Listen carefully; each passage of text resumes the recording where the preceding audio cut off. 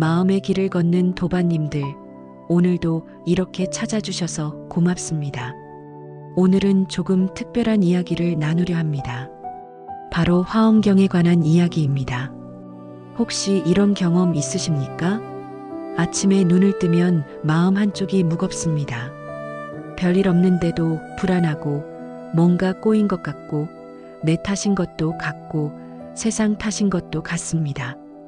그래서 더 열심히 살아보려 하지만 얼마 지나지 않아 똑같은 자리에 서 있습니다. 왜 그럴까요? 왜 우리는 끊임없이 흔들리는 걸까요? 많은 분들이 이렇게 생각하십니다. 세상이 나를 힘들게 하는 거야. 저 사람 때문에 내가 괴로운 거야. 내가 운이 없어서 그래.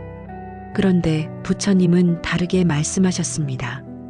문제는 세상이 아니라 내가 세상과 관계 맺는 방식에 있다고요. 오늘 이 자리에서 함께 펼쳐볼 화엄경은 바로 그 관계의 구조를 설명하는 경전입니다. 화엄경은 깨달음을 얻은 뒤에 쓴 일기가 아닙니다. 이 세계가 어떻게 작동하는지, 나와 타인이 어떻게 연결되어 있는지, 내 한마디가 어디까지 퍼져나가는지를 있는 그대로 보여주는 경전입니다. 그래서 화엄경을 이해하면 삶이 달라집니다. 갑자기 운이 좋아지거나 기적이 일어나서가 아닙니다. 세상을 보는 눈이 바뀌기 때문입니다. 오늘 이 영상에서 불자님들은 이런 것들을 얻으실 수 있습니다. 첫째, 인연이란 무엇인지 정확히 아실 수 있습니다. 그냥 인연이다 하고 넘어가는 게 아니라 인연이 내 삶에서 어떻게 작동하는지 구체적으로 보시게 됩니다. 둘째, 관계의 본질을 이해하시게 됩니다. 미운 사람, 고마운 사람, 그냥 스쳐 지나가는 사람들이 사실은 모두 나를 비추는 거울이라는 것을 아시게 됩니다. 셋째, 업이란 무엇인지 새롭게 보시게 됩니다. 업은 벌이나 운명이 아니라 내가 걸어온 방향의 결과라는 것을 깨닫게 됩니다. 넷째, 나와 타인이 어떻게 연결되어 있는지 느끼실 수 있습니다. 내 말 한마디, 내 행동 하나가 세상에 어떤 파장을 만드는지 보시게 됩니다. 이 모든 것은 추상적인 철학이 아닙니다. 오늘 하루, 지금 이 순간, 불자님의 삶에서 바로 일어나고 있는 일입니다. 그러니 편안히 앉으셔서 마음을 열고 들어주십시오. 화엄경은 어렵지 않습니다. 우리가 이미 살고 있는 세계를 있는 그대로 이야기할 뿐입니다. 그럼 지금부터 시작하겠습니다.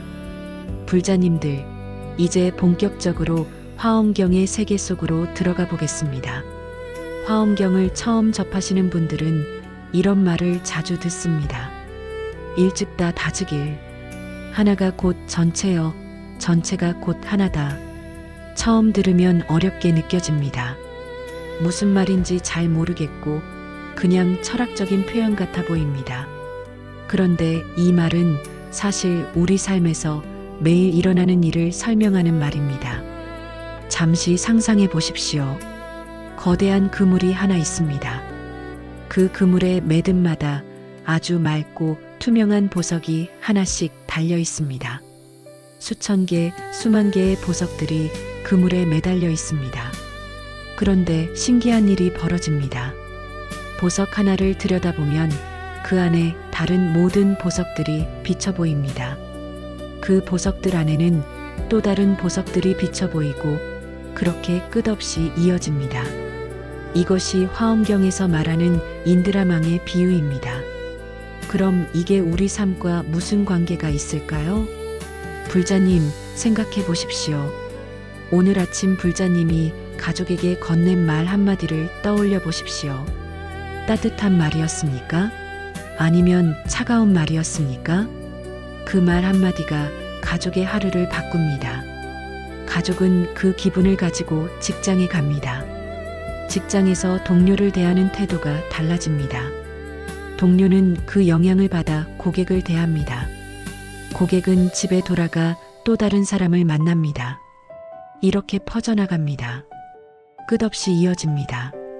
불자님의 말 한마디가, 표정 하나가, 작은 행동 하나가 세상 전체로 퍼져나가는 것입니다. 이것이 일찍다입니다. 하나 안에 전체가 들어 있습니다. 반대로 생각해 볼까요? 오늘 불자님이 만난 불편한 상황을 떠올려 보십시오. 누군가의 무례한 태도, 예상치 못한 사건, 기분 나쁜 소식. 그것들은 갑자기 하늘에서 떨어진 것이 아닙니다. 그 뒤에는 수많은 인연들이 얽혀 있습니다. 그 사람의 아침이 어땠을지, 그 사람이 어제 무슨 일을 겪었을지, 그 사람의 마음에 어떤 상처가 있을지, 모든 것이 연결되어 있습니다. 이것이 다즈길입니다. 전체 안에 하나가 들어 있습니다. 화엄경은 이렇게 말합니다. 세상은 독립된 조각들의 집합이 아니라 서로가 서로를 비추는 하나의 거대한 연결망이라고요. 그래서 내가 하는 행동 하나하나가 중요합니다. 내가 던진 돌이 어디까지 파장을 만들지 모르기 때문입니다. 구체적인 예를 들어보겠습니다. 어느 날 불자님이 회사에서 힘든 일을 겪었습니다. 상사에게 억울한 말을 들었습니다. 집에 돌아와서도 기분이 좋지 않습니다. 그때 자녀가 다가와 학교 이야기를 합니다. 평소 같으면 웃으며 들어줄 이야기인데 오늘은 짜증이 납니다. 지금 그런 이야기 할 때야? 좀 조용히 있어. 자녀는 상처받습니다. 방으로 들어가 문을 닫습니다. 다음 날 학교에서 친구에게 퉁명스럽게 대합니다. 친구도 기분이 상합니다. 그 친구는 집에 가서 동생에게 화를 냅니다. 이렇게 연결됩니다. 불자님이 회사에서 받은 상처가 자녀를 거쳐, 친구를 거쳐, 그 친구의 동생에게까지 전달된 것입니다. 이것이 인연의 흐름입니다. 그런데 반대의 경우도 있습니다. 같은 상황에서 불자님이 이렇게 할 수도 있습니다. 집에 돌아와 심호흡을 합니다. 오늘 내가 힘들었구나 하고 알아차립니다. 자녀가 다가올 때 억지로라도 미소를 짓습니다. 그래, 무슨 일 있었어? 자녀는 신이 나서 이야기합니다. 불자님의 마음도 조금 풀립니다. 자녀는 다음 날 학교에서 밝은 표정으로 친구를 대합니다. 친구도 기분이 좋아집니다. 그 친구는 집에 가서 동생에게 친절합니다. 똑같은 상황, 다른 선택. 결과는 완전히 달라집니다. 이것이 화엄의 세계입니다. 모든 것이 연결되어 있기 때문에 내 선택 하나가 세상을 바꿉니다. 혹시 이런 생각이 드십니까? 그럼 너무 부담스러운데요. 내가 뭘 하든 세상에 영향을 미친다니 무섭지 않습니까? 그럴 수 있습니다. 하지만 부처님은 이렇게 말씀하십니다. 두려워할 필요 없다고요. 왜냐하면 좋은 영향을 미치는 것도 나쁜 영향을 미치는 것도 모두 내 선택에 달려있기 때문입니다. 세상이 나를 끌고 가는 것이 아니라 내가 세상과 함께 흘러가는 것입니다. 다시 한번 생각해 보십시오. 오늘 불자님이 온라인에 댓글 하나를 남겼습니다.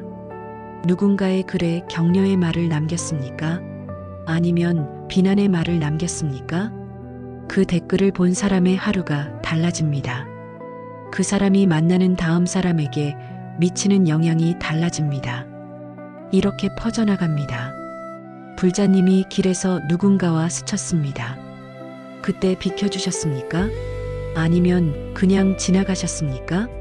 작은 일 같지만 그 사람의 기분을 좌우합니다. 그 사람이 다음에 만나는 사람에게 미치는 태도가 달라집니다. 화엄경은 이렇게 말합니다. 세상은 따로 떨어진 사건들의 나열이 아니라 끊임없이 서로를 만들어가는 관계의 그물이라고요. 그래서 내 하루하루가, 내 선택 하나하나가 소중합니다. 나 혼자 살아가는 것이 아니라 모두와 함께 살아가고 있기 때문입니다. 지금 이 순간도 그렇습니다. 불자님이 이 영상을 듣고 계십니다. 이것도 인연입니다. 오늘 이 말씀을 듣고 나서 불자님의 마음에 작은 변화가 생긴다면 그 변화는 불자님이 만나는 다음 사람에게 전달됩니다. 그렇게 세상은 변해갑니다. 한 사람 한 사람의 작은 선택으로 작은 깨달음으로.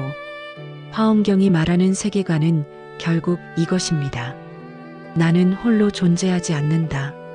나는 전체의 일부이며 전체는 나를 통해 드러난다. 그러니 두려워하지 마십시오. 대신 알아차리십시오. 지금 내가 하는 선택이, 내가 하는 말이, 내가 짓는 표정이 세상을 만들어가고 있다는 것을요. 이것이 화엄경이 우리에게 보여주는 세계의 모습입니다. 불자님들, 이제 어느 제자의 이야기를 들려드리겠습니다. 이 제자는 수행을 시작한 지 꽤 되었습니다. 부지런히 절에 다니고 경전도 읽고 기도도 열심히 했습니다. 그런데 삶은 나아지지 않았습니다. 오히려 더 힘들어지는 것 같았습니다. 직장에서는 자꾸 일이 꼬이고 집에서는 가족과 다투고 건강도 예전 같지 않았습니다. 어느 날 이 제자는 부처님을 찾아왔습니다. 마음이 답답하고 억울했습니다. 제자가 물었습니다. 부처님, 저는 왜 이렇게 일이 꼬입니까? 나쁜 짓도 하지 않았고 남을 해친 적도 없는데 왜 제 삶만 이렇게 힘듭니까? 다른 사람들은 편하게 잘 사는 것 같은데 저만 왜 이렇게 힘든지 모르겠습니다. 목소리에 원망이 섞여 있었습니다. 부처님은 잠시 침묵하셨습니다. 그리고 조용히 물으셨습니다. 그대는 혼자 살고 있다고 생각하는가? 제자는 어리둥절했습니다. 무슨 말씀이신지 모르겠습니다. 저는 가족도 있고 직장 동료들도 있습니다. 혼자 사는 것은 아닙니다. 부처님이 다시 물으셨습니다. 그렇다면 그대의 고통은 그대 혼자만의 것인가? 제자는 잠시 생각했습니다. 제 고통은 제 것 아닙니까? 아픈 사람은 저고 힘든 사람도 저입니다. 부처님이 말씀하셨습니다. 그대가 지금 겪는 일들을 하나씩 말해보게. 제자가 대답했습니다. 직장 상사가 저를 힘들게 합니다. 맡긴 일은 많은데 인정은 안 해줍니다. 집에 가면 아내와 자꾸 다툽니다. 사소한 일로 싸우고 서로 상처 주는 말을 합니다. 몸도 아픕니다. 허리도 아프고 머리도 자주 아픕니다. 부처님이 물으셨습니다. 그 상사는 왜 그대에게 그렇게 하는가? 제자가 답했습니다. 성격이 원래 그렇습니다. 다른 사람들에게도 비슷합니다. 부처님이 다시 물으셨습니다. 그 상사의 성격은 어디에서 왔는가? 제자는 말문이 막혔습니다. 생각해 본 적이 없었습니다. 부처님이 계속 말씀하셨습니다. 그 사람도 누군가의 자식이고 누군가의 배우자이고 누군가에게 상처받은 사람이네. 그 사람이 오늘 아침 무슨 일을 겪었는지, 어젯밤 어떤 꿈을 꾸었는지, 지난주에 어떤 소식을 들었는지 그대는 아는가? 제자는 고개를 저었습니다. 모릅니다. 부처님이 말씀하셨습니다.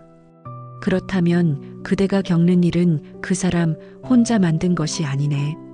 그 사람의 부모에게서 시작된 것일 수도 있고 그 사람이 과거에 만난 누군가로부터 시작된 것일 수도 있네. 그 모든 인연이 지금 이 순간 그대와 만나고 있는 것이네. 제자는 조금 이해가 되는 듯 했지만 여전히 답답했습니다. 그럼 저는 어떻게 해야 합니까? 그 사람의 과거까지 제가 어떻게 합니까? 부처님이 미소 지으셨습니다. 그대가 할 수 있는 일은 그 흐름을 알아차리는 것이네. 그 사람이 그대에게 화를 낼 때 그것은 그대 때문이 아니라 그 사람 안에 쌓인 무언가가 터져 나오는 것임을 보는 것이네. 그러면 그대는 그것을 받아서 다시 화로 돌려주지 않을 수 있네. 제자가 물었습니다. 그럼 아내와의 다툼은 어떻습니까? 아내도 저를 이해하지 못합니다. 부처님이 물으셨습니다. 그대는 아내를 이해하고 있는가? 제자는 잠시 말이 없었습니다. 부처님이 말씀하셨습니다. 아내가 오늘 무슨 생각을 했는지, 무엇이 힘들었는지, 무엇이 외로웠는지 그대는 물어본 적이 있는가? 제자는 고개를 숙였습니다. 없습니다. 부처님이 조용히 말씀하셨습니다. 그대와 아내의 다툼은 두 사람만의 문제가 아니네. 그대가 직장에서 받은 스트레스, 아내가 그날 겪은 일들, 그대 부모님이 그대를 키운 방식, 아내 부모님이 아내를 키운 방식, 이 모든 것이 지금 이 순간 부딪히고 있는 것이네. 제자는 깊은 한숨을 쉬었습니다. 그럼 저는 그저 흐름에 휩쓸려 사는 것뿐입니까? 부처님이 고개를 저으셨습니다. 아니네. 그대는 그 흐름을 볼 수 있네. 보는 순간 그대는 선택할 수 있네. 그 흐름에 휩쓸릴 것인가? 아니면 그 흐름을 바꿀 것인가? 제자가 물었습니다. 어떻게 바꿉니까? 부처님이 말씀하셨습니다. 상사가 화를 낼 때 그대가 받아서 집으로 가져가지 않으면 그 흐름은 거기서 끊어지네. 아내가 힘들어할 때 그대가 먼저 따뜻한 말 한마디를 건네면 그 흐름은 바뀌네. 그대의 몸이 아플 때 그것을 원망하지 않고 쉼이 필요하다는 신호로 받아들이면 그대는 더 이상 그 고통에 갇히지 않네. 제자는 천천히 고개를 끄덕였습니다. 그럼 제 고통은 단독 사건이 아니라는 말씀이십니까? 부처님이 말씀하셨습니다. 그렇네. 모든 고통은 인연의 흐름 속에 있네. 그대 혼자 만든 것도 아니고 그대 혼자 겪는 것도 아니네. 다만 그 흐름이 지금 그대를 통과하고 있을 뿐이네. 제자가 물었습니다. 그럼 저는 그저 통로일 뿐입니까? 부처님이 미소 지으셨습니다. 통로이기도 하고 시작점이기도 하네. 그대가 어떻게 반응하느냐에 따라 다음 흐름이 달라지네. 그대가 화를 받아 화로 돌려주면 그 흐름은 계속되네. 하지만 그대가 화를 받아 평온으로 바꾸면 그 흐름은 거기서 변하네. 제자는 오랜만에 마음이 조금 가벼워졌습니다. 그럼 제가 할 수 있는 일이 있다는 말씀이십니까? 부처님이 끄덕이셨습니다. 물론이네. 그대는 지금 이 순간 선택할 수 있네. 흐름을 이어갈 것인가? 바꿀 것인가? 제자가 물었습니다. 부처님, 그럼 제 삶이 힘든 것은 제 탓도 남의 탓도 아니라는 말씀이십니까? 부처님이 말씀하셨습니다. 탓을 따질 일이 아니네. 그저 인연의 흐름일 뿐이네. 중요한 것은 그 흐름을 보는 것이고 그 흐름 속에서 그대가 무엇을 선택하느냐 하는 것이네. 제자는 깊이 절을 올렸습니다. 감사합니다, 부처님. 이제 조금 알 것 같습니다. 부처님이 말씀하셨습니다. 알았다면 실행하게.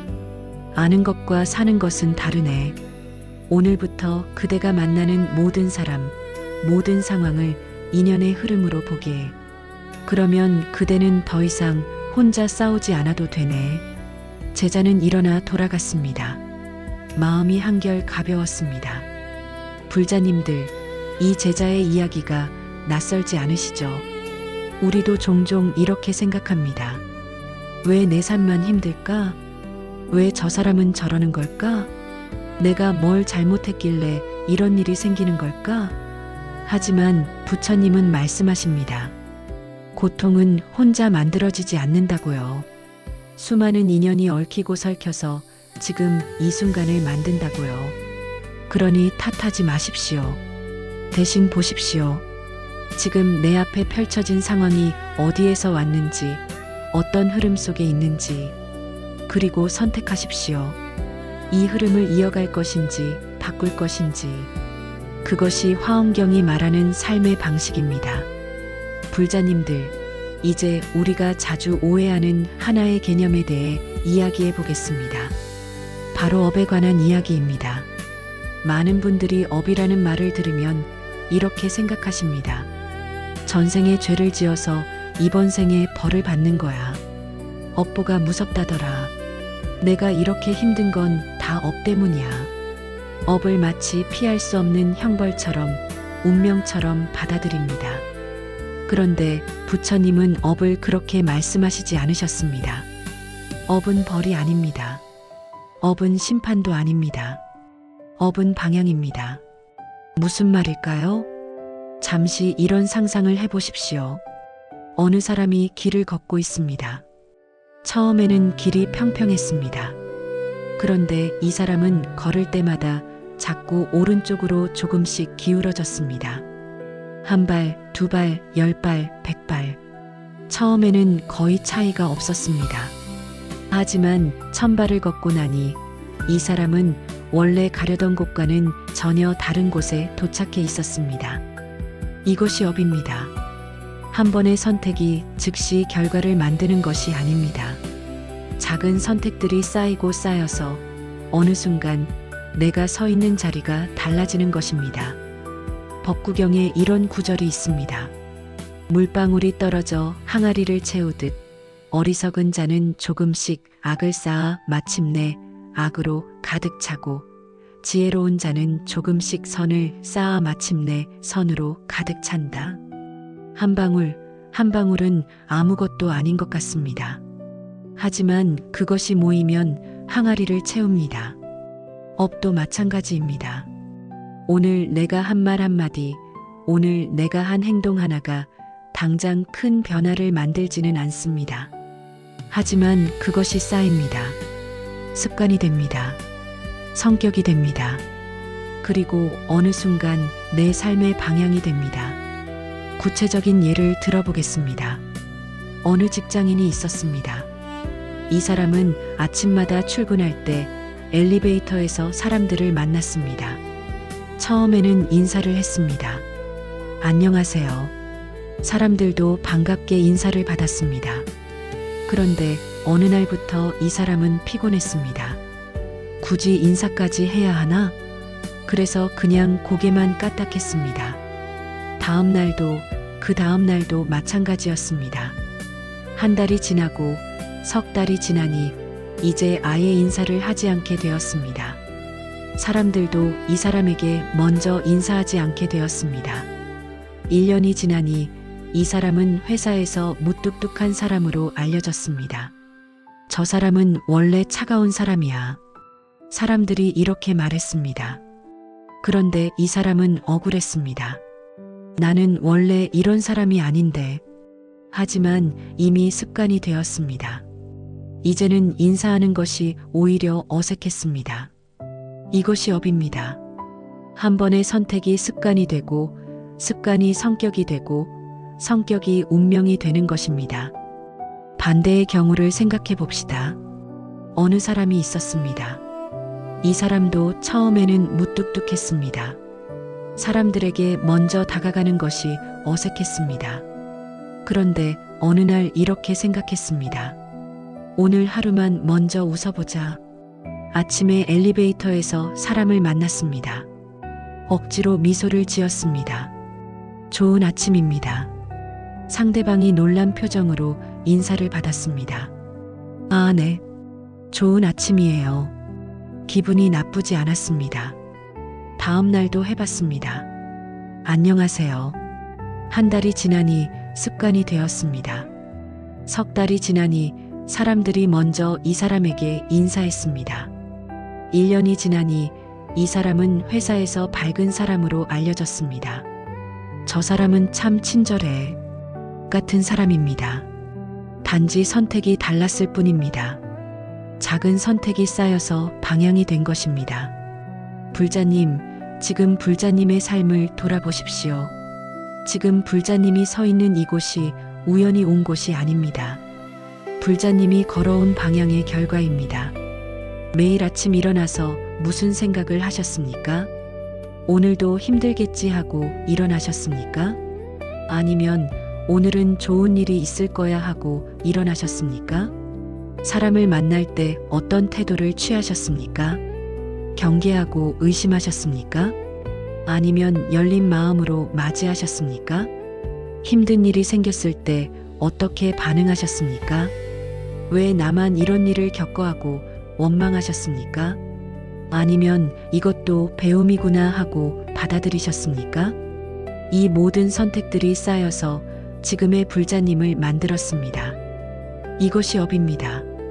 누군가 불자님을 벌주려고 만든 것이 아닙니다. 하늘이 정해놓은 운명도 아닙니다. 불자님이 매일매일 만들어온 방향입니다. 그래서 희망이 있습니다. 지금부터 방향을 바꾸면 됩니다. 갑자기 완전히 다른 곳으로 갈 수는 없습니다. 하지만 조금씩 방향을 바꿀 수 있습니다. 한 발 한 발 다르게 내디디면 됩니다. 어느 할머니의 이야기를 들려드리겠습니다. 이 할머니는 평생 화를 많이 내며 살았습니다. 남편에게도 화를 내고 자식들에게도 화를 내고 이웃에게도 화를 냈습니다. 그러다 보니 사람들이 할머니를 피했습니다. 자식들도 자주 찾아오지 않았습니다. 할머니는 외로웠습니다. 내가 뭘 잘못했지? 어느 날 절에 갔습니다. 스님께 물었습니다. 스님, 저는 왜 이렇게 외로울까요? 자식들도 안 찾아오고 친구도 없습니다. 스님이 물으셨습니다. 보살님은 평소에 어떻게 사셨습니까? 할머니는 솔직하게 말했습니다. 화를 많이 냈습니다. 참는 게 힘들었습니다. 스님이 말씀하셨습니다. 그것이 보살님이 걸어온 방향입니다.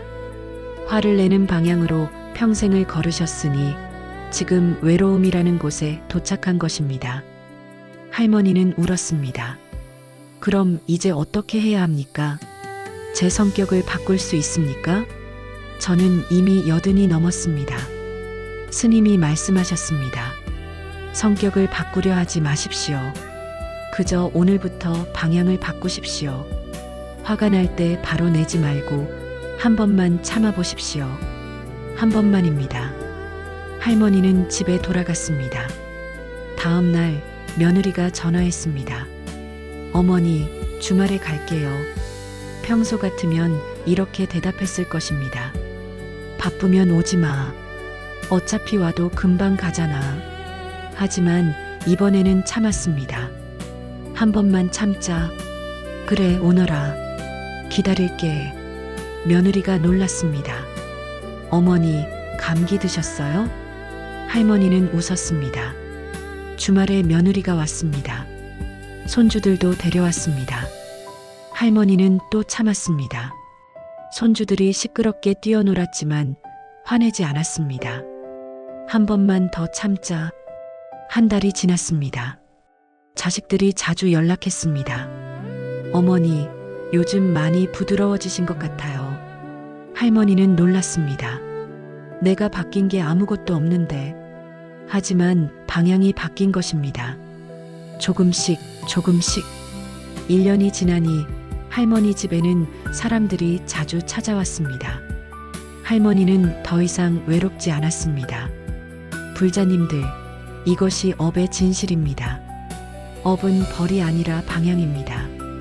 지금 내가 어디에 있든 그것은 내가 걸어온 방향의 결과입니다.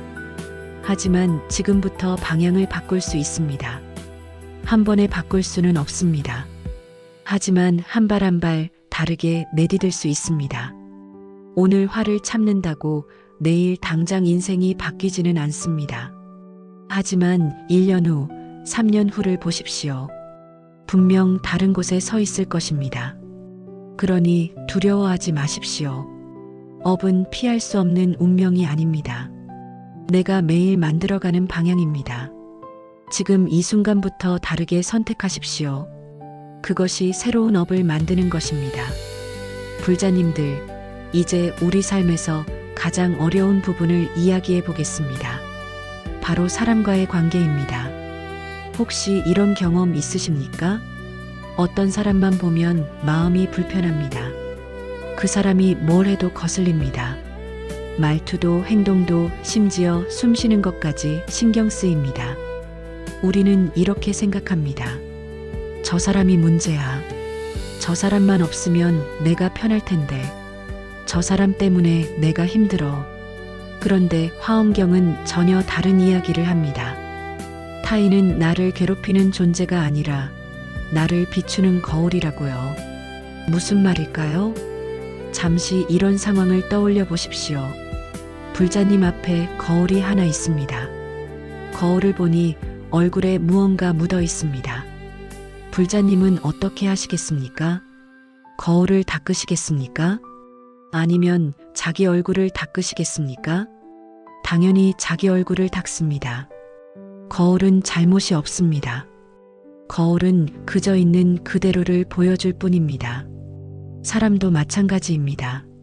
내가 미워하는 사람, 불편한 사람은 사실 나의 상태를 비추는 거울입니다.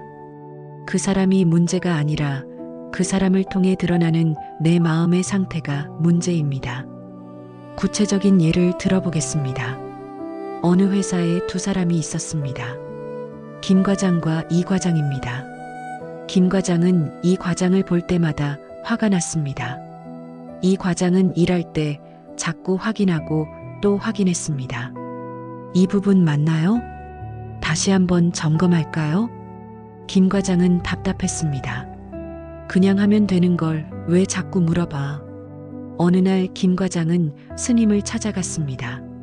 스님, 우리 회사에 정말 답답한 사람이 있습니다. 일도 느리고 자꾸 확인하고 보기만 해도 짜증이 납니다. 스님이 물으셨습니다. 그 사람의 어떤 점이 가장 거슬립니까? 너무 신중해요. 뭐라든 확인하고 또 확인합니다. 스님이 다시 물으셨습니다. 보살님은 어떻습니까? 일할 때 어떻게 하십니까? 김 과장이 대답했습니다. 저는 빨리 처리하는 편입니다. 생각나면 바로 하고 끝나면 다음 일로 넘어갑니다. 스님이 미소 지으셨습니다. 그래서 실수한 적은 없습니까? 김 과장은 잠시 멈칫했습니다. 있습니다. 며칠 전에도 서류에 오타가 있어서 다시 해야 했습니다. 스님이 말씀하셨습니다. 그 사람은 보살님에게 거울입니다. 보살님이 놓치는 부분을 그 사람이 보여주고 있습니다. 보살님은 빠르지만 부주의하고 그 사람은 느리지만 정확합니다. 서로가 서로를 보완하는 관계입니다. 김 과장은 깨달았습니다. 내가 그 사람을 미워한 건 사실 내 부족함을 보기 싫어서였구나. 다음 날 회사에서 이 과장을 다시 봤습니다. 이번에는 다르게 보였습니다. 저 사람이 확인하는 덕분에 실수가 줄어드는 거구나. 마음이 편해졌습니다. 불자님들, 이것이 화엄경이 말하는 관계의 본질입니다. 타인은 나와 별개로 존재하는 것이 아닙니다. 타인은 나를 통해 드러나고 나는 타인을 통해 드러납니다. 내가 어떤 상태에 있느냐에 따라 타인이 다르게 보입니다. 또 다른 예를 들어보겠습니다. 어느 할머니가 시장에 갔습니다. 과일 가게 주인이 불친절했습니다. 할머니, 만지지 마세요. 상품 다 망가져요. 할머니는 기분이 상했습니다. 집에 돌아와서도 화가 풀리지 않았습니다. 요즘 사람들은 왜 저렇게 불친절한지 모르겠어. 다음 주 같은 시장에 갔습니다. 이번에는 할머니 기분이 좋았습니다. 아침에 손주한테서 전화가 왔었기 때문입니다. 같은 과일 가게에 들렀습니다. 주인이 또 말했습니다. 할머니, 만지지 마세요. 그런데 이번에는 달랐습니다. 할머니는 웃으며 말했습니다. 아이고, 그래요. 미안해요. 그럼 이거 주세요. 주인도 웃었습니다. 네, 할머니. 신선한 거로 골라드릴게요. 같은 주인, 같은 말. 하지만 할머니의 상태가 다르니 받아들이는 것도 달랐습니다. 이것이 화엄의 세계입니다. 타인은 고정된 존재가 아닙니다. 내 마음의 상태에 따라 다르게 드러나는 거울입니다. 그렇다면 미운 사람을 만났을 때 어떻게 해야 할까요? 먼저 이렇게 물어보십시오. 저 사람의 어떤 점이 나를 불편하게 하는가? 그리고 그것을 거울로 삼으십시오. 혹시 그것이 내 안에도 있는 것은 아닌가? 혹시 그것이 내가 두려워하는 모습은 아닌가? 혹시 그것이 내가 감추고 싶어 하는 부분은 아닌가? 어느 아버지가 아들과 자주 다투었습니다. 아들은 방에만 틀어박혀 있었습니다. 공부도 안 하고 게임만 했습니다. 아버지는 화가 났습니다. 너는 왜 그렇게 의지가 없어? 뭘 하든 끝까지 해본 적이 없잖아. 아들도 대들었습니다. 아버지는 그럼 뭘 끝까지 해봤어요? 아버지는 할 말이 없었습니다.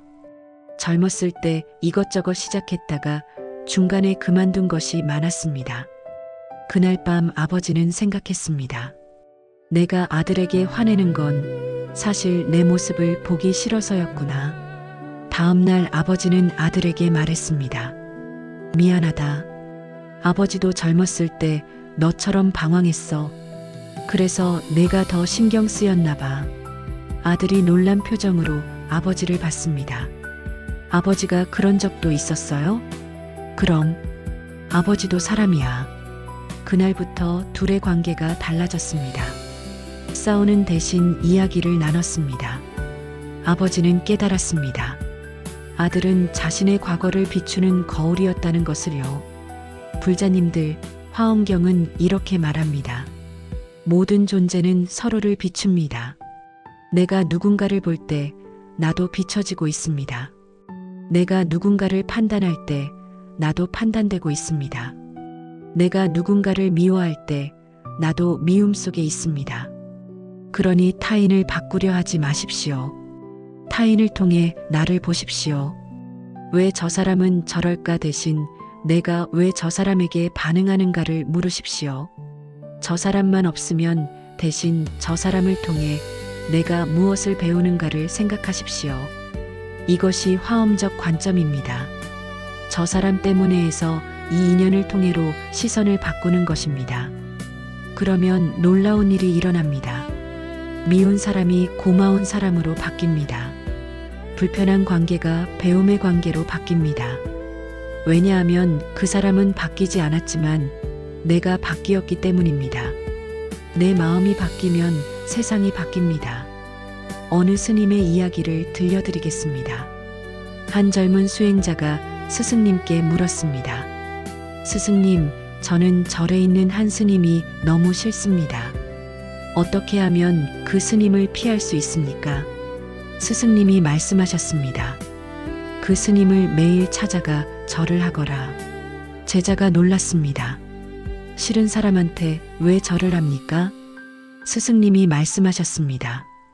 그 사람은 내 스승이다. 내가 미워하는 마음을 가르쳐주고 있다. 그러니 감사해야 한다. 제자는 억지로 그 스님에게 절을 했습니다.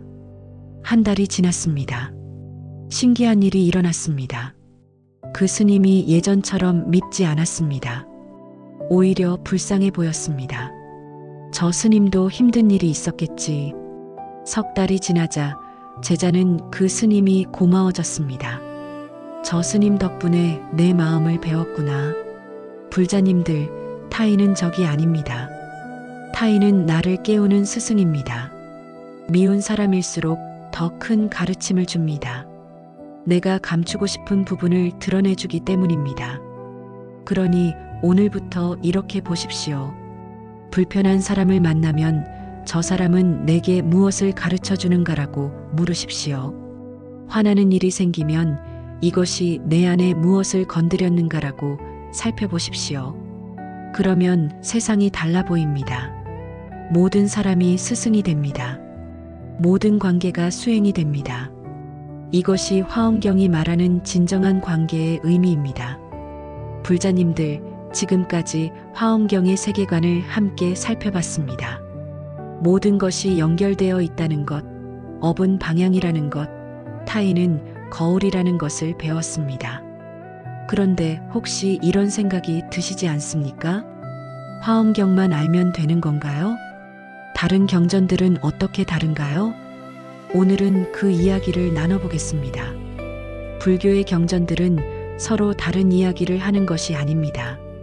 같은 진리를 다른 각도에서 보여주는 것입니다. 마치 한 산을 오르는데 여러 길이 있는 것과 같습니다.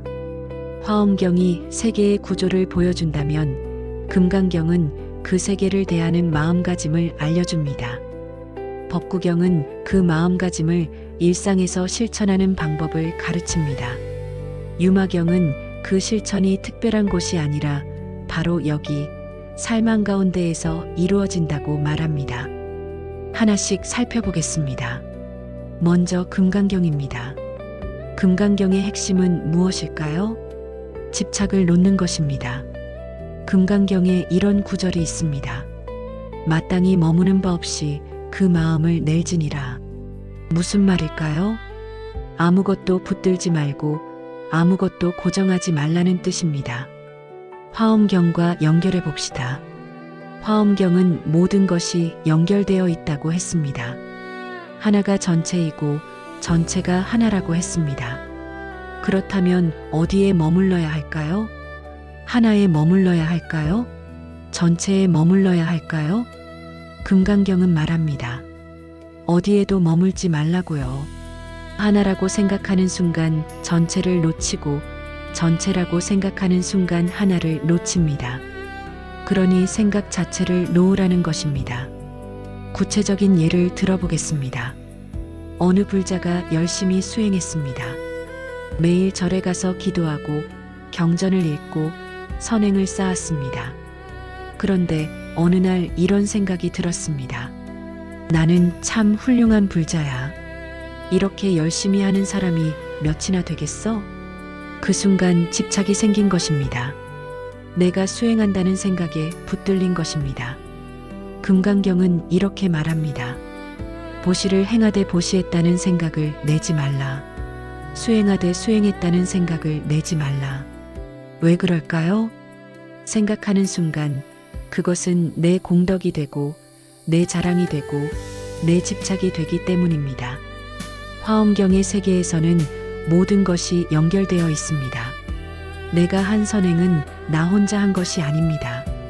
수많은 인연이 만나서 그 순간이 가능했던 것입니다. 그러니 내가 했다고 붙들 것이 없습니다. 다음으로 법구경을 봅시다. 법구경은 부처님의 말씀을 짧은 시 형태로 모아놓은 경전입니다. 그 중에 이런 구절이 있습니다. 모든 것은 마음이 앞서고 마음이 으뜸이며 마음으로 이루어진다. 더러운 마음으로 말하거나 행동하면 괴로움이 따라오기를 수레바퀴가 소의 발자국을 따라가듯 한다. 이것은 화엄경의 일상적 적용입니다. 화엄경이 세계 전체의 연결을 보여준다면 법구경은 그 연결이 내 말과 행동에서 어떻게 작동하는지 보여줍니다. 예를 들어볼까요? 어느 아침 불자님이 기분이 좋지 않았습니다. 밤에 잠을 설쳤기 때문입니다. 출근길 버스에서 누군가 발을 밟았습니다. 아야. 불자님은 퉁명스럽게 말했습니다. 조심 좀 하시죠. 발을 밟은 사람은 놀라 사과했습니다. 죄송합니다. 하지만 그 사람도 기분이 상했습니다. 회사에 도착해서 동료에게 짜증을 냈습니다. 동료도 기분이 나빠져서 고객에게 불친절하게 대했습니다.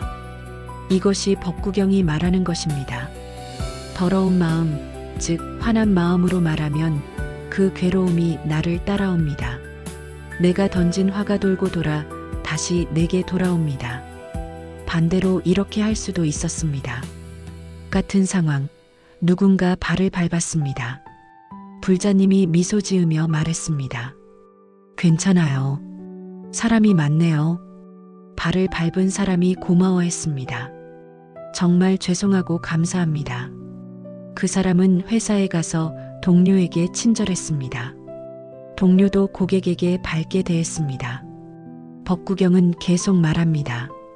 맑은 마음으로 말하거나 행동하면 즐거움이 따라오기를 그림자가 몸을 따라가듯 한다. 이것이 화엄경 세계의 실제 작동 방식입니다. 내 말 한마디가 세상으로 퍼져나가고 그것이 다시 나에게 돌아옵니다. 이제 유마경을 봅시다. 유마경은 매우 독특한 경전입니다. 주인공이 출가 수행자가 아니라 제가 거사입니다. 유마 거사는 평범한 삶을 살면서도 깨달음을 얻은 사람입니다. 어느 날 유마 거사가 병이 들었습니다. 부처님의 제자들이 문병을 갔습니다. 그런데 유마 거사는 제자들에게 물었습니다. 그대들은 진정한 수행이 무엇이라고 생각하는가? 산속에 들어가 앉아 있는 것인가? 제자들은 대답하지 못했습니다. 유마 거사가 말했습니다. 진정한 수행은 시장 한복판에서도 가능하다. 번뇌 속에서 흔들리지 않는 것, 그것이 진정한 수행이다. 이것은 화엄경의 완성입니다. 화엄경은 모든 것이 연결되어 있고 모든 곳이 다 수행처라고 했습니다. 유마경은 그것을 실제로 살아낸 사람의 이야기입니다. 구체적인 예를 들어보겠습니다. 어느 불자가 직장 생활이 힘들어서 출가하고 싶다고 말했습니다. 스님, 저는 세상이 너무 시끄럽고 복잡합니다. 절에 들어가서 조용히 수행하고 싶습니다. 스님이 물으셨습니다. 절에 가면 번뇌가 사라질 것 같습니까? 불자가 대답했습니다. 네, 조용한 곳에서 마음을 다스리면 번뇌가 줄어들 것 같습니다. 스님이 말씀하셨습니다. 번뇌는 장소에 있는 것이 아니라 마음에 있습니다. 절에 가도 마음이 어지러우면 어지럽고 시장 한복판에 있어도 마음이 고요하면 고요합니다. 불자는 깨달았습니다. 수행은 특정한 장소에서 하는 것이 아니라 지금 여기에서 하는 것이므려. 유마경은 이렇게 말합니다. 수행은 삶과 분리된 것이 아니라 삶 자체라고요. 회사에서 일하는 것도 수행이고, 가족과 대화하는 것도 수행이고, 길을 걷는 것도 수행입니다. 왜냐하면 화엄의 세계에서는 모든 순간이 전체와 연결되어 있기 때문입니다. 이제 내 경전을 하나로 엮어봅시다. 화엄경이 말합니다. 세상은 하나의 거대한 그물이다. 모든 것이 연결되어 있다. 금강경이 말합니다. 그 그물의 어느 한 곳에도 집착하지 마라. 흐르듯 살아라. 법구경이 말합니다. 그 흐름 속에서 선한 말과 행동을 하라. 그것이 돌고 돌아 너에게 돌아온다. 유마경이 말합니다. 그 모든 것을 특별한 곳이 아니라 바로 여기, 지금 너의 삶에서 실천하라. 이것이 부처님 가르침의 전체 흐름입니다. 불자님들, 경전은 많지만 진리는 하나입니다. 모든 것은 연결되어 있고 내가 하는 선택이 세상을 만들고 수행은 특별한 곳이 아니라 바로 지금 여기에 있다는 것입니다. 어느 할아버지의 이야기를 들려드리겠습니다. 할아버지는 평생 경전을 공부했습니다. 화엄경도 읽고 금강경도 읽고 법구경도 읽고 유마경도 읽었습니다. 그런데 어느 날 손주가 물었습니다. 할아버지, 경전이 그렇게 많은데 다 다른 이야기예요? 할아버지가 웃으며 말했습니다. 아니란다. 다 같은 이야기야. 화엄경은 세상이 어떻게 생겼는지 알려주고 금강경은 그 세상을 어떻게 살아야 하는지 알려주고 법구경은 매일 무엇을 해야 하는지 알려주고 유마경은 그게 바로 지금 여기라고 알려주지. 손주가 또 물었습니다. 그럼 할아버지는 뭘 배운 거예요? 할아버지가 대답했습니다. 나는 혼자가 아니라는 것, 내 선택이 중요하다는 것, 지금이 소중하다는 것을 배웠단다. 불자님들, 경전의 가르침은 결국 우리 삶으로 돌아옵니다. 거창한 철학이 아니라 오늘 내가 어떻게 살 것인가의 문제입니다. 화엄경으로 세상을 보고 금강경으로 마음을 다스리고 법구경으로 행동하고 유마경으로 지금 여기서 살아가는 것입니다. 이것이 부처님께서 우리에게 남겨주신 완전한 가르침입니다. 불자님들, 이제 다시 제자의 이야기로 돌아가겠습니다. 앞서 부처님께 질문했던 그 제자를 기억하십니까? 왜 내 삶만 힘든가요? 라고 물었던 제자입니다. 그 제자는 부처님의 말씀을 듣고 많은 것을 깨달았습니다. 고통이 혼자 만들어지는 것이 아니라는 것, 모든 것이 인연의 흐름이라는 것을 알았습니다. 며칠이 지났습니다. 제자는 다시 부처님을 찾아왔습니다. 이번에는 표정이 조금 달랐습니다. 두려움이 섞여 있었습니다. 제자가 조심스럽게 물었습니다. 부처님 말씀을 듣고 생각해 봤습니다.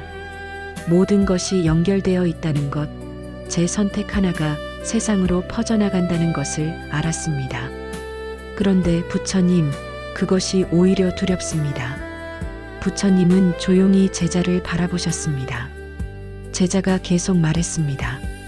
제가 뭘 하든 세상에 영향을 미친다면 제가 실수하면 어떻게 됩니까? 제가 잘못된 선택을 하면 그것도 다 퍼져나가는 것 아닙니까? 너무 무겁습니다. 차라리 모르고 사는 게 나을 것 같습니다. 부처님이 미소 지으셨습니다. 그대는 지금 무엇이 두려운가? 제자가 대답했습니다. 완벽하지 못한 제 자신이 두렵습니다. 실수할까봐, 잘못할까봐 두렵습니다. 부처님이 물으셨습니다. 그대는 지금까지 완벽하게 살아왔는가? 제자는 고개를 저었습니다. 아닙니다. 실수도 많이 했고 후회되는 일도 많습니다. 부처님이 다시 물으셨습니다. 그렇다면 그 실수들 때문에 세상이 무너졌는가? 제자는 잠시 생각했습니다. 아닙니다. 세상은 여전히 돌아갑니다. 부처님이 말씀하셨습니다. 그렇네. 그대가 실수해도 세상은 계속된다네. 왜냐하면 그대 혼자 세상을 만드는 것이 아니기 때문이네. 수많은 인연이 함께 만들어가는 것이네. 제자는 조금 안도했지만 여전히 의문이 남았습니다. 그럼 제 선택은 중요하지 않다는 말씀이십니까? 부처님이 고개를 저으셨습니다. 아니네. 그대의 선택은 매우 중요하네. 하지만 그것이 전부는 아니라는 것이네. 제자는 더 혼란스러웠습니다. 부처님, 무슨 말씀이신지 잘 모르겠습니다. 중요한데 전부가 아니라니요? 부처님이 설명하셨습니다. 들어보게. 그대가 아침에 일어나 물 한 잔을 마신다고 생각해보게. 그 물은 어디에서 왔는가? 제자가 대답했습니다. 우물에서 왔습니다. 부처님이 계속 물으셨습니다. 우물의 물은 어디에서 왔는가? 하늘에서 내린 비입니다. 비는 어디에서 왔는가? 구름에서 왔습니다. 구름은 어디에서 왔는가? 제자는 대답하지 못했습니다. 부처님이 말씀하셨습니다. 바다에서 증발한 물이 구름이 되고 구름이 비가 되고 비가 우물로 스며들고 그대가 그것을 마시네. 그대가 물 한 잔을 마시기 위해 바다와 하늘과 땅이 함께 일한 것이네. 제자는 고개를 끄덕였습니다. 부처님이 계속하셨습니다. 그렇다면 그대가 물을 마시는 선택은 중요한가? 중요하지 않은가? 제자가 대답했습니다. 중요합니다. 제가 마시지 않으면 목이 마를 테니까요. 부처님이 말씀하셨습니다. 맞네. 그대의 선택은 중요하네. 하지만 그 물이 그대에게 오기까지는 수많은 인연이 필요했네. 그러니 그대의 선택은 중요하지만 그대 혼자 모든 것을 책임질 필요는 없네. 제자는 조금씩 이해하기 시작했습니다. 그럼 저는 어떻게 살아야 합니까? 부처님이 말씀하셨습니다. 그대가 할 수 있는 것에 집중하게. 완벽하려 애쓰지 말고 지금 이 순간 최선을 다하게. 제자가 물었습니다. 하지만 최선이 무엇인지 어떻게 압니까? 제가 지금 하는 선택이 옳은지 어떻게 압니까? 부처님이 조용히 말씀하셨습니다. 그대의 마음에 물어보게. 이 선택이 나를 편하게 하는가? 아니면 남을 편하게 하는가? 이 선택이 연결을 끊는가? 아니면 연결을 만드는가? 이 선택이 화를 키우는가?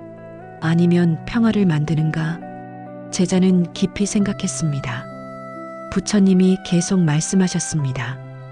완벽한 선택은 없네. 다만 지금 이 순간 조금 더 나은 선택이 있을 뿐이네. 그것을 하면 되네. 제자가 물었습니다. 조금 더 나은 선택이라니요? 부처님이 예를 들어주셨습니다. 그대가 길을 가다 누군가와 부딪혔다고 하세. 그때 그대는 화를 낼 수도 있고 웃으며 사과할 수도 있네. 둘 다 완벽한 선택은 아니네. 화를 내도 세상이 끝나지 않고 웃어도 세상이 완벽해지지 않네. 하지만 조금 더 나은 선택은 무엇이겠는가? 제자가 대답했습니다. 웃으며 사과하는 것입니다. 부처님이 끄덕이셨습니다. 그렇네. 그것으로 충분하네. 거창한 깨달음을 얻을 필요 없네. 지금 이 순간 조금 더 나은 선택을 하는 것, 그것이 그대가 할 수 있는 전부이고 그것으로 충분하네. 제자는 갑자기 눈물이 났습니다. 무거운 짐을 내려놓은 것 같았습니다. 부처님, 그럼 저는 완벽하지 않아도 됩니까? 부처님이 따뜻하게 말씀하셨습니다. 그대는 이미 완벽하지 않네. 나도 완벽하지 않고 세상의 그 누구도 완벽하지 않네. 다만 우리는 함께 조금씩 나아갈 뿐이네. 제자가 물었습니다. 함께 나아간다는 것은 무슨 뜻입니까? 부처님이 설명하셨습니다. 그대 혼자 세상을 바꿀 수 없네. 하지만 그대가 조금 더 나은 선택을 하면 그것이 다른 사람에게 전달되네. 다른 사람도 조금 더 나은 선택을 하게 되네. 그렇게 조금씩 세상이 나아지네. 제자는 깊이 숨을 쉬었습니다. 부처님, 그럼 제가 오늘 해야 할 일은 무엇입니까? 부처님이 말씀하셨습니다. 지금 이 순간 그대 앞에 있는 일을 하게. 거창한 계획을 세우지 말고 먼 미래를 걱정하지 말고 지금 여기에서 할 수 있는 것을 하게. 제자가 물었습니다. 그것만 하면 됩니까? 부처님이 미소 지으셨습니다. 그것이 전부이네. 지금 할 수 있는 것을 하는 것, 그것이 그대의 삶이네. 제자는 마음이 가벼워졌습니다. 부처님, 감사합니다. 이제 알겠습니다. 제 삶이 무겁게 느껴진 것은 제가 너무 많은 것을 짊어지려 했기 때문이군요. 부처님이 끄덕이셨습니다. 그렇네. 그대는 그대의 삶만 살면 되네. 다른 사람의 삶까지 질 필요 없고 세상 전체를 구할 필요도 없네. 그저 지금 이 순간 조금 더 나은 선택을 하면 되네. 제자가 일어서며 물었습니다. 부처님, 마지막으로 한 가지만 더 여쭤봐도 되겠습니까? 말해보게. 제가 실수하면 어떻게 합니까? 조금 더 나은 선택을 하려 했는데 실패하면요? 부처님이 말씀하셨습니다. 다시 시작하면 되네. 어제 실수했다면 오늘 다시 시도하고 오늘 실수했다면 내일 다시 시도하게. 중요한 것은 포기하지 않는 것이네. 제자는 깊이 절을 올렸습니다. 감사합니다, 부처님. 이제 두렵지 않습니다. 부처님이 말씀하셨습니다. 그대의 삶은 가볍네. 왜냐하면 그대는 지금 이 순간의 선택 하나만 하면 되기 때문이네. 과거는 이미 갔고 미래는 아직 오지 않았네. 지금 여기 이 순간의 선택만이 그대의 것이네. 제자는 돌아섰습니다. 걸음이 가벼웠습니다. 불자님들, 이 제자의 깨달음이 바로 우리가 얻어야 할 것입니다. 우리는 완벽할 필요 없습니다. 세상 전체를 짊어질 필요도 없습니다. 다만 지금 이 순간 조금 더 나은 선택을 하면 됩니다. 그것으로 충분합니다. 화를 낼 수도 있지만 참아봅니다. 무시할 수도 있지만 웃어봅니다. 외면할 수도 있지만 손을 내밀어 봅니다. 이 작은 선택 하나가 세상을 바꿉니다. 당장 눈에 보이지 않아도 분명히 변화를 만듭니다. 그러니 두려워하지 마십시오. 무겁게 짊어지지 마십시오. 그저 지금 여기에서 할 수 있는 것을 하십시오. 그것이 화엄경이 말하는 삶의 방식입니다.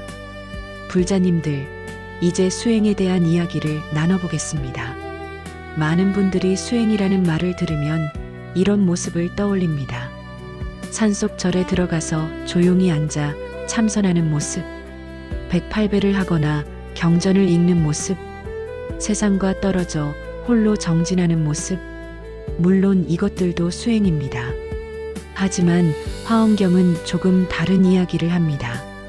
진짜 수행은 특별한 장소에서 특별한 행위를 하는 것이 아니라고요. 지금 여기, 이 순간, 내가 살아가는 바로 이 자리가 수행처라고 말합니다. 무슨 뜻일까요? 수행을 다시 정의해 봅시다. 수행이란 무엇입니까? 멀리 있는 깨달음을 향해 가는 것이 아닙니다. 지금 이 순간 알아차리는 것입니다. 내가 어떤 생각을 하고 있는지, 어떤 감정을 느끼고 있는지, 어떤 선택을 하려 하는지를 보는 것입니다. 화엄경의 세계에서는 모든 순간이 연결되어 있습니다. 그렇다면 모든 순간이 다 중요합니다. 절에서 앉아 있는 시간만 중요한 것이 아니라 걸어가는 시간도, 밥 먹는 시간도, 사람을 만나는 시간도 모두 중요합니다. 구체적인 예를 들어보겠습니다. 어느 불자가 있었습니다. 이 불자는 매일 새벽절에 갔습니다. 108배를 하고 경전을 읽고 정성껏 기도했습니다. 그런데 절에서 돌아오는 길에는 달랐습니다. 버스에서 누군가 자리를 양보해달라고 하면 짜증을 냈습니다. 아침부터 절에 다녀오느라 피곤한데 집에 돌아와서는 가족에게 퉁명스럽게 대했습니다. 조용히 좀 해. 피곤해. 이것이 진짜 수행일까요? 절에서는 수행하고 절 밖에서는 수행하지 않는 것일까요? 화엄경은 그렇지 않다고 말합니다. 수행은 특정 시간, 특정 장소의 일이 아니라고요. 수행은 삶 전체라고 말합니다. 그렇다면 진짜 수행은 무엇일까요? 첫째 말입니다. 우리는 하루에 수천 마디를 합니다. 그 말 하나하나가 수행입니다. 법구경에 이런 구절이 있습니다. 잘 다듬어진 말은 가장 훌륭한 보배다. 남을 해치지 않고 진실하며 듣기 좋은 말을 하라. 화를 낼 수도 있는 순간에 참는 것, 비난할 수도 있는 순간에 이해하는 것, 무시할 수도 있는 순간에 인정하는 것. 이것이 수행입니다. 어느 할머니의 이야기입니다. 할머니는 시장에서 채소 장사를 했습니다. 어느 날 손님이 흥정을 했습니다. 할머니, 이거 너무 비싸요. 깎아주세요. 할머니는 화가 났습니다. 이미 싸게 파는데 또 깎으라고? 하지만 말이 입 밖으로 나오기 전에 잠깐 멈췄습니다. 잠깐, 이 사람도 사정이 있겠지. 할머니는 웃으며 말했습니다. 그래요. 조금 깎아드릴게요. 많이 사가세요. 손님이 고마워했습니다. 감사합니다, 할머니. 그날 할머니는 깨달았습니다. 내가 절에 가서 절 100번 하는 것보다 지금 이 순간 말 한마디 참는 게 더 큰 수행이구나. 이것이 진짜 수행입니다. 둘째, 태도입니다. 우리가 사람을 대하는 태도, 일을 대하는 태도가 모두 수행입니다. 어느 직장인이 있었습니다. 회사에서 힘든 일이 생겼습니다. 동료가 실수를 해서 일이 늦어졌습니다. 이 직장인은 화가 났습니다. 나 혼자 다시 해야 하잖아. 하지만 잠깐 생각했습니다. 그 사람도 일부러 그런 건 아니겠지. 나도 실수할 때 있잖아. 그래서 조용히 동료에게 다가갔습니다. 괜찮아요. 같이 해결합시다. 동료는 미안해하면서도 고마워했습니다. 정말 고마워요. 제가 조심할게요. 그날 밤 이 직장인은 생각했습니다. 내가 절에 가서 기도하는 것도 좋지만 오늘 동료를 대한 이 태도가 진짜 수행이었구나. 셋째, 시선입니다. 우리가 세상을 보는 눈이 수행입니다. 같은 상황을 보고도 어떻게 받아들이느냐에 따라 달라집니다. 어느 아버지가 퇴근길에 교통체증을 만났습니다. 차가 전혀 움직이지 않았습니다. 평소 같으면 화가 났을 것입니다. 오늘 왜 이렇게 막히는 거야? 하지만 이날은 달랐습니다. 아버지는 생각했습니다. 차가 막혀서 천천히 가는구나. 그럼 음악이나 들으면서 쉬어야지. 라디오를 켰습니다. 좋은 음악이 나왔습니다. 마음이 편안해졌습니다. 집에 도착했을 때 아내가 물었습니다. 오늘 길 많이 막혔죠? 화나지 않았어요? 아버지가 웃으며 대답했습니다. 아니요. 오히려 좋은 시간이었어요. 이것이 수행입니다. 상황을 바꿀 수 없을 때 그것을 보는 시선을 바꾸는 것입니다. 그렇다면 참선이나 108배는 필요 없는 것일까요? 아닙니다. 그것들도 중요합니다. 하지만 그것이 전부는 아닙니다. 참선은 마음을 고요히 하는 연습입니다. 108배는 몸과 마음을 낮추는 연습입니다. 경전 읽기는 지혜를 배우는 연습입니다. 연습은 중요합니다. 하지만 연습만 하고 실전을 하지 않으면 무슨 소용입니까? 절에서는 화를 참는 연습을 하고 집에 가서는 실전을 해야 합니다. 절에서는 자비를 배우고 세상에 나가서는 실천해야 합니다. 어느 스님의 이야기를 들려드리겠습니다. 한 젊은 수행자가 산속 절에서 3년 동안 정진했습니다. 매일 참선하고 경전 읽고 철저히 수행했습니다. 3년 후 산을 내려왔습니다. 마음이 가벼웠습니다. 이제 나는 다르다. 시내로 가는 버스를 탔습니다. 사람들이 많았습니다. 시끄럽고 더웠고 비좁았습니다. 누군가 이 수행자의 발을 밟았습니다. 순간 화가 치밀었습니다. 조심 좀 하시죠. 목소리가 커졌습니다. 사람들이 쳐다봤습니다. 수행자는 깜짝 놀랐습니다. 3년 동안 수행했는데 나는 아직도 똑같구나. 그날 수행자는 스승님께 돌아가 물었습니다. 스승님, 저는 3년 동안 무엇을 한 겁니까? 여전히 화가 납니다. 스승님이 말씀하셨습니다. 그대는 연습을 했네. 이제 실전을 할 차례네. 수행자가 물었습니다. 실전은 무엇입니까? 스승님이 대답하셨습니다. 절 안에서 배운 것을 절 밖에서 쓰는 것이네. 참선하며 고요해진 마음을 버스 안에서도 유지하는 것이네. 경전에서 배운 자비를 발을 밟은 사람에게도 베푸는 것이네. 수행자는 고개를 숙였습니다. 제가 착각했습니다. 수행이 절 안에만 있는 줄 알았습니다. 스승님이 말씀하셨습니다. 절 안의 수행은 준비 운동이네. 진짜 수행은 세상 속에서 일어나네. 불자님들, 이것이 화엄경이 말하는 진짜 수행입니다. 수행은 특별한 것이 아닙니다.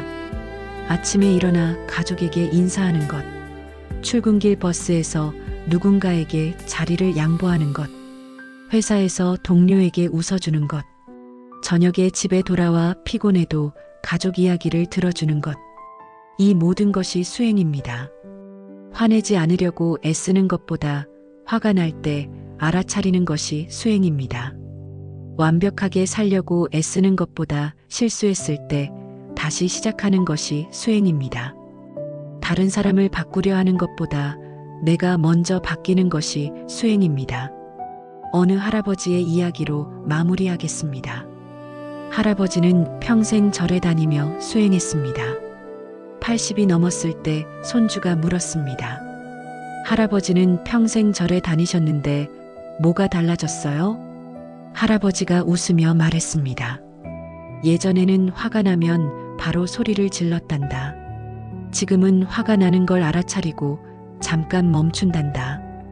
그게 달라진 거야. 손주가 물었습니다. 그게 다예요? 할아버지가 대답했습니다. 그게 다란다. 하지만 그것으로 충분하단다. 화가 나는 걸 알아차리면 소리 지르지 않을 수 있거든. 그러면 너희 할머니도 덜 슬퍼하시고 우리 집도 조용해지지. 불자님들, 수행은 거창한 것이 아닙니다. 지금 이 순간 알아차리는 것입니다. 내가 무슨 생각을 하는지, 무슨 말을 하려는지, 어떤 선택을 하려는지를 보는 것입니다. 그리고 조금 더 나은 쪽을 선택하는 것입니다. 그것이 화엄경이 말하는 진짜 수행입니다. 절에 가지 않아도 됩니다. 산에 들어가지 않아도 됩니다. 지금 여기 불자님이 서 있는 바로 그곳이 수행처입니다. 오늘 만나는 사람들이 불자님의 스승입니다. 오늘 겪는 일들이 불자님의 공부입니다. 그러니 두려워하지 마십시오. 특별한 무언가를 해야 한다고 생각하지 마십시오. 그저 지금 이 순간 알아차리십시오. 그것이 수행입니다. 마음의 길을 걷는 도반님들, 긴 시간 함께 해주셔서 고맙습니다. 이제 우리 여정의 끝에 왔습니다. 아니, 끝이 아니라 새로운 시작이라고 해야 맞겠습니다.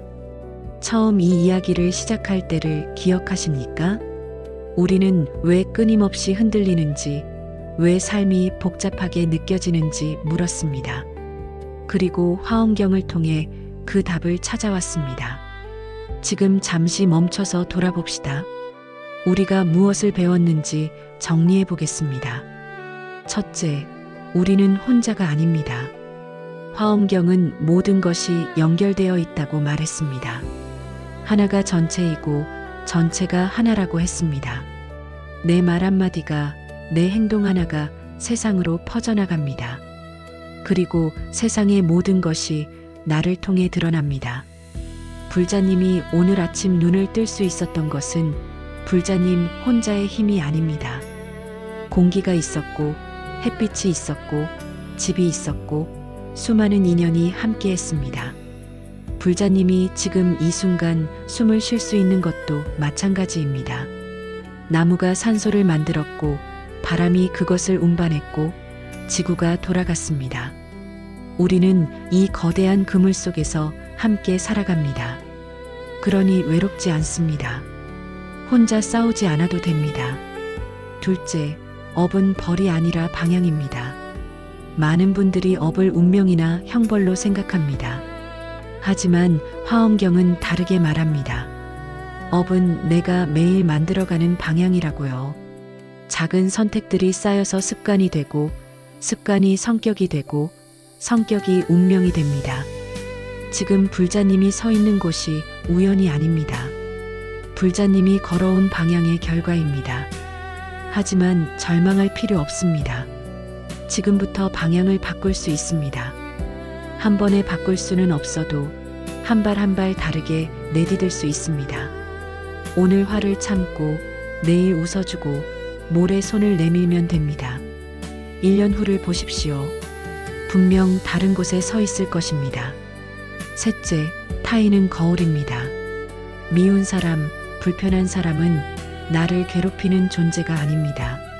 나의 상태를 비추는 거울입니다. 그 사람을 통해 내가 무엇을 두려워하는지, 무엇을 감추고 싶어 하는지, 무엇을 배워야 하는지 알 수 있습니다. 그러니 타인을 바꾸려 하지 마십시오. 타인을 통해 나를 보십시오. 저 사람 때문에가 아니라 이 인연을 통해로 시선을 바꾸십시오. 그러면 적이 스승이 됩니다. 넷째, 지금 이 순간이면 충분합니다. 많은 분들이 거창한 것을 하려 합니다. 완벽해지려 하고 모든 것을 한꺼번에 바꾸려 합니다. 하지만 부처님은 말씀하십니다. 지금 이 순간 조금 더 나은 선택 하나면 충분하다고요. 화를 낼 수도 있지만 참아봅니다. 무시할 수도 있지만 웃어봅니다. 외면할 수도 있지만 손을 내밀어 봅니다. 이것으로 충분합니다. 과거는 이미 갔고 미래는 아직 오지 않았습니다. 지금 여기 이 순간만이 불자님의 것입니다. 다섯째, 수행은 삶입니다. 수행은 절에서만 하는 것이 아닙니다. 지금 불자님이 살아가는 바로 이 자리가 수행처입니다. 아침에 일어나 가족에게 인사하는 것, 출근길에 누군가에게 자리를 양보하는 것, 회사에서 동료에게 웃어주는 것. 이 모든 것이 수행입니다. 특별한 무언가를 해야 한다고 생각하지 마십시오. 알아차리기만 하면 됩니다. 지금 내가 무슨 생각을 하는지, 무슨 말을 하려는지, 어떤 선택을 하려는지를 보는 것입니다. 불자님들, 이제 이 영상을 듣고 난 뒤의 하루를 상상해 봅시다. 내일 아침 눈을 뜹니다. 예전 같으면 오늘도 힘들겠지 하고 일어났을 것입니다. 하지만 이제는 다릅니다. 오늘은 어떤 인연을 만날까? 누구를 통해 배울까 하고 일어납니다. 출근길 버스에서 누군가와 부딪힙니다. 예전 같으면 화를 냈을 것입니다. 하지만 이제는 다릅니다. 아, 화가 나는구나 하고 알아차립니다. 그리고 웃으며 말합니다. 괜찮아요. 회사에서 힘든 일이 생깁니다. 예전 같으면 왜 나만 이런 일을 겪어 하고 원망했을 것입니다. 하지만 이제는 다릅니다. 이것도 인연의 흐름이구나. 내가 무엇을 배워야 할까 하고 생각합니다. 저녁에 집에 돌아옵니다. 피곤합니다. 가족이 말을 겁니다. 예전 같으면 짜증을 냈을 것입니다. 하지만 이제는 다릅니다. 잠깐 멈춥니다. 지금 이 순간이 수행이구나 하고 알아차립니다. 그리고 웃으며 대답합니다. 그래, 무슨 일 있었어? 이렇게 하루를 살아갑니다. 완벽하지 않습니다. 여전히 화도 나고 실수도 하고 후회도 합니다. 하지만 다릅니다. 알아차립니다. 그리고 다시 시작합니다. 이것이 화엄경이 말하는 삶입니다. 복잡해 보였던 것이 사실은 단순합니다. 멀리 있는 것 같았던 것이 사실은 가까이 있습니다. 어려운 것 같았던 것이 사실은 쉽습니다. 왜냐하면 우리는 이미 화엄의 세계 속에 살고 있기 때문입니다. 애써 찾을 필요가 없습니다. 그저 알아차리기만 하면 됩니다. 지금 이 순간, 불자님이 숨쉬는 이 순간이 기적입니다. 불자님이 이 말씀을 듣고 있는 이 순간이 수행입니다. 불자님이 누군가를 떠올리는 이 순간이 인연입니다. 모든 것이 이미 여기 있습니다. 어느 스님이 이런 말씀을 하셨습니다. 깨달음이 먼 곳에 있다고 생각하는가? 아니다. 깨달음은 지금 내가 서 있는 바로 그곳에 있다. 다만 내가 보지 못할 뿐이다. 불자님들, 이제 보십시오. 지금 불자님이 서 있는 이곳을 보십시오. 불자님 옆에 있는 사람들을 보십시오. 불자님이 숨쉬는 이 공기를 느껴보십시오. 모든 것이 연결되어 있습니다. 모든 것이 함께 흐르고 있습니다. 불자님은 그 흐름의 일부입니다. 동시에 불자님은 그 흐름 전체입니다. 이것이 화엄의 세계입니다. 이것이 불자님의 삶입니다. 오늘 이 자리에서 불자님이 얻은 것은 새로운 지식이 아닙니다. 새로운 눈입니다. 삶을 다시 보는 눈입니다. 세상을 다시 보는 눈입니다. 자신을 다시 보는 눈입니다. 이 눈으로 내일을 사십시오. 그러면 내일은 오늘과 다를 것입니다. 같은 하루를 살아도 다르게 느껴질 것입니다. 같은 사람을 만나도 다르게 보일 것입니다. 같은 일을 겪어도 다르게 받아들여질 것입니다. 왜냐하면 불자님이 달라졌기 때문입니다. 마지막으로 부처님의 말씀을 전하며 마무리하겠습니다. 등불이 되어라. 자기 자신의 등불이 되고 자기 자신의 의지처가 되어라. 불자님, 이제 불자님이 등불입니다. 불자님이 만나는 사람들에게 빛이 되어 주십시오. 불자님이 겪는 상황에서 지혜가 되어 주십시오. 불자님이 살아가는 이 세상에 평화가 되어 주십시오. 거창한 것이 아닙니다. 오늘 하루 조금 더 웃고 조금 더 참고 조금 더 손을 내미는 것입니다. 그것으로 충분합니다. 그것이 세상을 바꿉니다. 불자님들, 오늘 이 시간이 불자님의 삶에 작은 빛이 되기를 바랍니다. 힘들 때 이 말씀을 떠올리십시오. 외로울 때 이 진리를 기억하십시오. 불자님은 혼자가 아닙니다. 불자님은 이미 완전합니다. 다만 그것을 알아차리지 못했을 뿐입니다. 이제 알아차리셨으니 그것으로 살아가십시오. 오늘도 불자님의 하루에 평안이 깃들기를 바랍니다. 불자님이 만나는 모든 인연이 축복이 되기를 바랍니다. 불자님이 걷는 모든 길에 지혜가 함께하기를 바랍니다. 부처님의 자비가 불자님과 함께하시길 기원합니다. 감사합니다. 나무 아미타불 관세음보살